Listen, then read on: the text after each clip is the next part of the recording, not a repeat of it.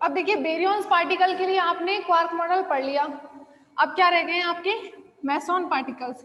Meson particles के लिए quark model क्या होता है, 1 क्वार्क एंड 1 एंटी क्वार्क, ठीक है, इस तरीके से होता है। अब जैसे आप मेसॉन कौन कौन से हैं,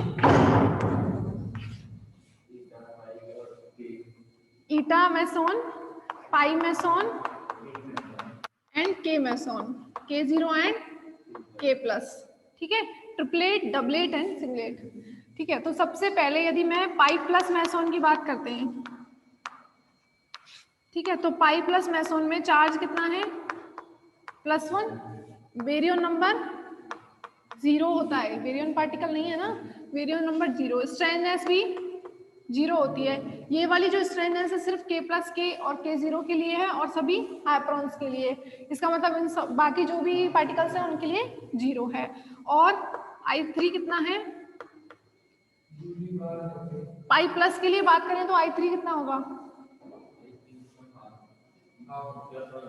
अरे ट्रिपलेट है ना, +1। अब देखिए हमें लेना क्या है, एक क्वार्क पार्टिकल लेना है और एक एंटी क्वार्क लेना है, और जिससे हमारा स्ट्रेननेस तो 0 है। सबसे पहले आप स्ट्रेननेस देखा करो, स्ट्रेननेस 0 है, इसका मतलब क्वार्क स्ट्रक्चर आपको U एंड D से बनानी है, ठीक है, और U एंड D में से एक पार्टिकल लेना है और एक एंटी पार्टिकल लेना है। तो जैसे आप 1 कैसे आएगा, U D बार, जैसे 2/3 लें और +1/3 लें तो टोटल कितना हो जाएगा, 3/3, 1 हो जाएगा। अब इसमें से 2/3 किसका चार्ज है, Q का, और +1/3 किसका चार्ज है, +1/3 D बार का, तो इसकी क्वार्क स्ट्रक्चर हो जाएगी UD बार। 2/3 और D बार का चार्ज 1/3, टोटल चार्ज 1/3। अब इसी तरीके से इसमें हो जाएगा बेरियन नंबर, इसका U का कितना होता है 1/3, D जो होता है उसके लिए भी 1/3 होता है, लेकिन D बार है तो क्या हो जाएगा -1/3। तो इस तरीके से बेरियन नंबर क्या हो जाएगा 0, और हमें पता है कि पाई क्या है, एक बेरियन पार्टिकल नहीं है। उसके बाद स्ट्रेननेस तो दोनों की 0 है। I3 देखते हैं तो अप क्वार्क के लिए तो 2, I3 कितना होता है 1/2, और डाउन क्वार्क के लिए एंटी पार्टिकल के लिए +½ ही इसके लिए होती है, क्योंकि इसके लिए ½ इसके लिए माइनस होती है, लेकिन एंटी पार्टिकल है तो प्लस, और टोटल हो गया 1, ठीक है। तो जो बेरियन पार्टिकल यदि गिवन हो ना तो आपको सिर्फ ये बना लेना, और यदि आपको मेसॉन पार्टिकल है तो आपको एंटी पार्टिकल की भी जरूरत पड़ेगी, इसलिए ये भी बनाना पड़ेगा, ठीक है। अब मुझे आप पाई माइनस के लिए बताइए, पाई माइनस के लिए कितना होगा, पाई माइनस के लिए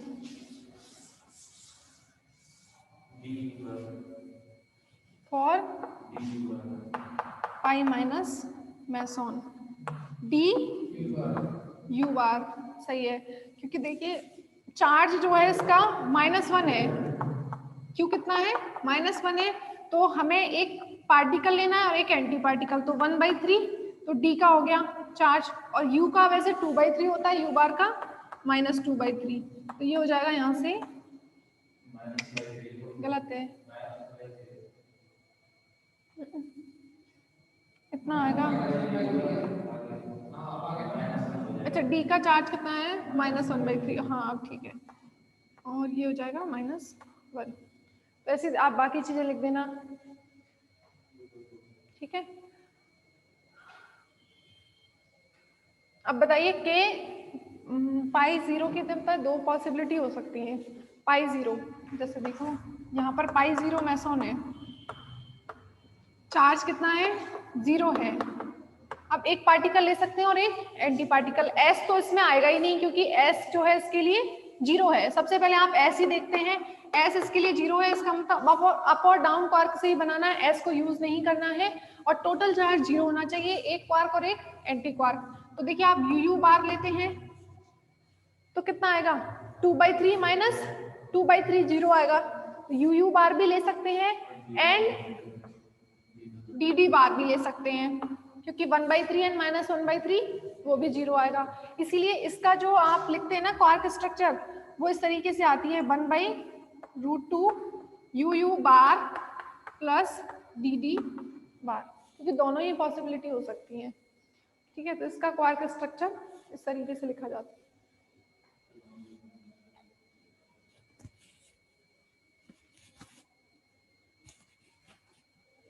अब देखिए आपके पाई तो तीनों हो गए, अब क्या रह गया है, ये रह गए और ईटा जीरो। ईटा जीरो में क्या होगा, ये भी क्या है, सिंगलेट है।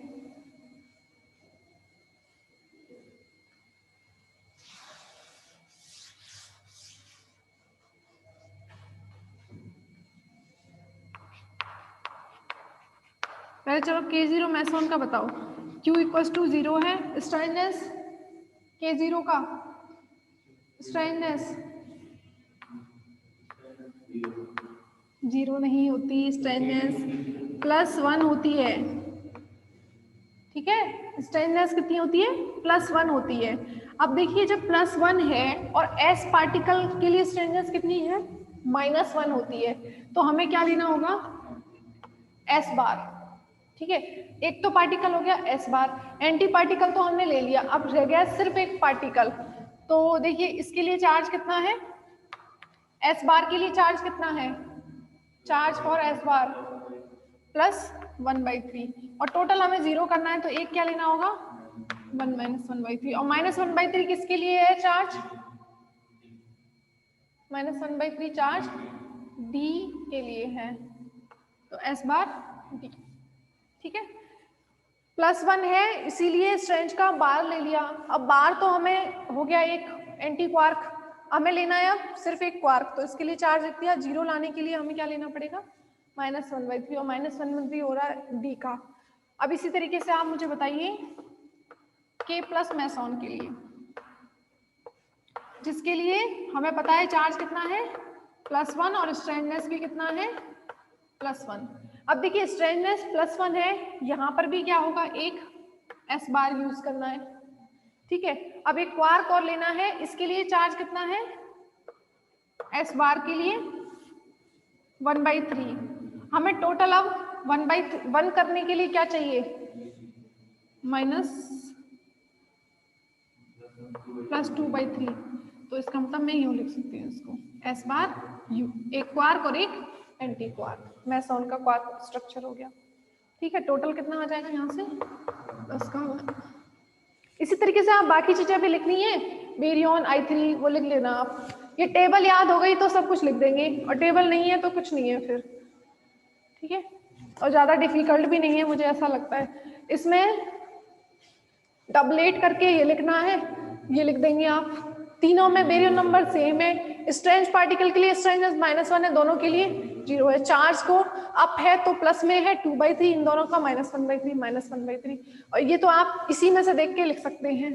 बस आइसोस्पिन में चेंज नहीं होगा, बाकी सब चीजें पॉजिटिव से नेगेटिव हो जाएंगी, नेगेटिव से पॉजिटिव हो जाएंगी। ईटा 0 का और देखते हैं, ईटा 0 का क्या है, बताइए ईटा 0 का वैसे होना क्या चाहिए।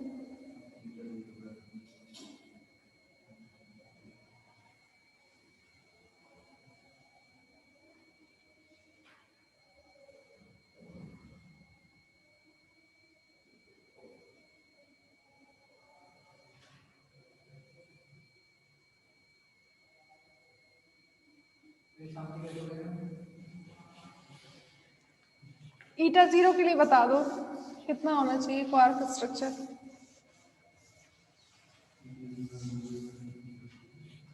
उसके लिए π0 की तरह ही होना चाहिए ना, है ना, क्योंकि दोनों ही क्या है, ईटा 0 और π0, दोनों में Q = 0 है, और दोनों का ही स्ट्रेंथ 0 है, तो सेम ही होना चाहिए, और दोनों ही पॉसिबिलिटी हो सकती है, UU bar and DD bar. तो kaons quark model for meson, quark and antiquark. ठीक है, तो यहाँ पर लिख लीजिए आप मेसॉन, और यहाँ पर क्वार्क स्ट्रक्चर। ठीक है, तो मेसोन में सबसे पहले यदि पायोन की बात करें, pi plus, pi minus and pi zero. उसके बाद कायोन्स के प्लस एंड के जीरो। अब क्या रह गया है, ईटा जीरो मेसोन। ठीक है, तो पाई प्लस के लिए कितना आया था, ठीक है, पाई माइनस के लिए डी यू बार आ रहा था और पाई प्लस के लिए शायद यू डी बार आया था, U D bar D you bar, pi plus pi zero के लिए ये वाला you you bar plus D D बार, के प्लस के लिए, अब देखिए के प्लस के जीरो स्ट्रेंज पार्टिकल है तो इनमें एस आता है, इसका एस बार डी आया था और उसका एस बार यू, इसका 1/√2 you you bar minus D D बार, इसमें माइनस आता है उसमें प्लस होता है।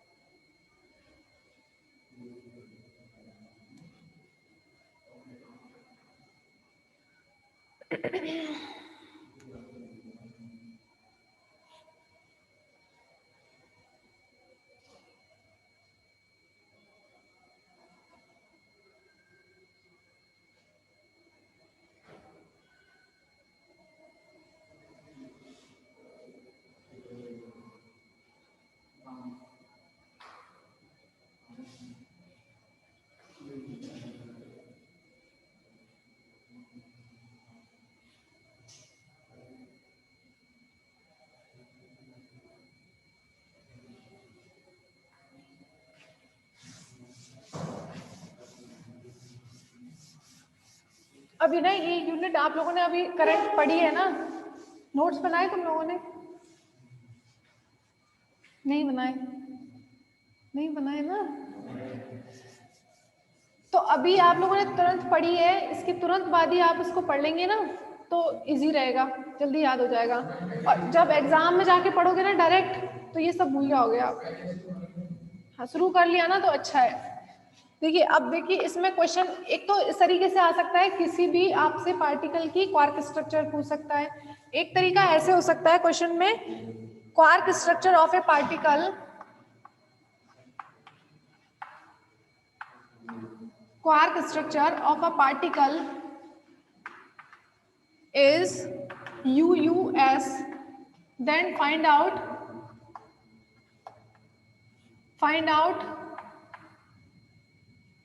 baryon number I3, strangeness, charge of particle।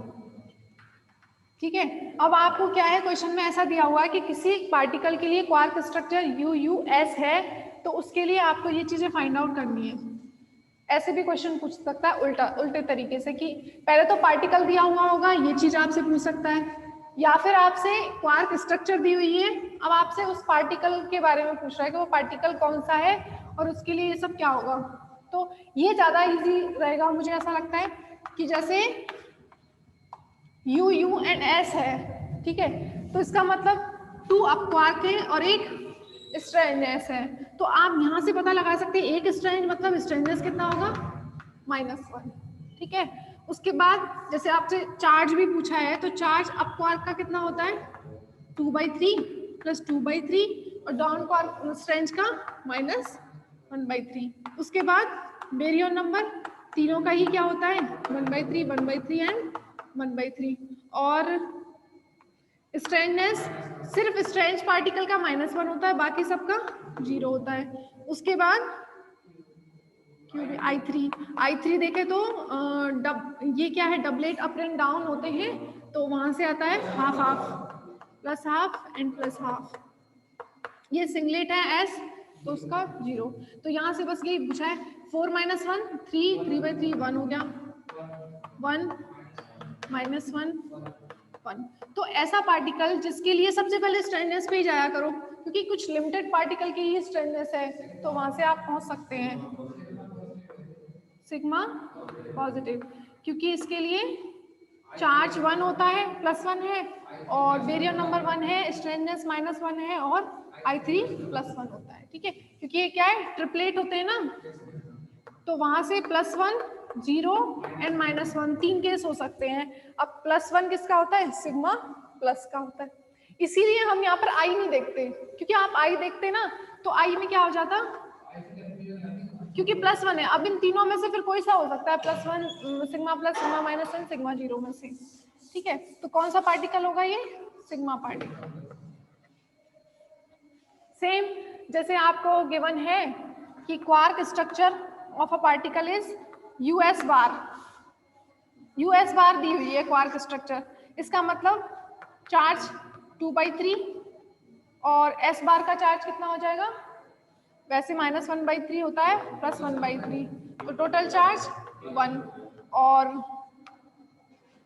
उसके बाद बेरियन नंबर 1/3 और ये एंटी पार्टिकल है तो -1/3।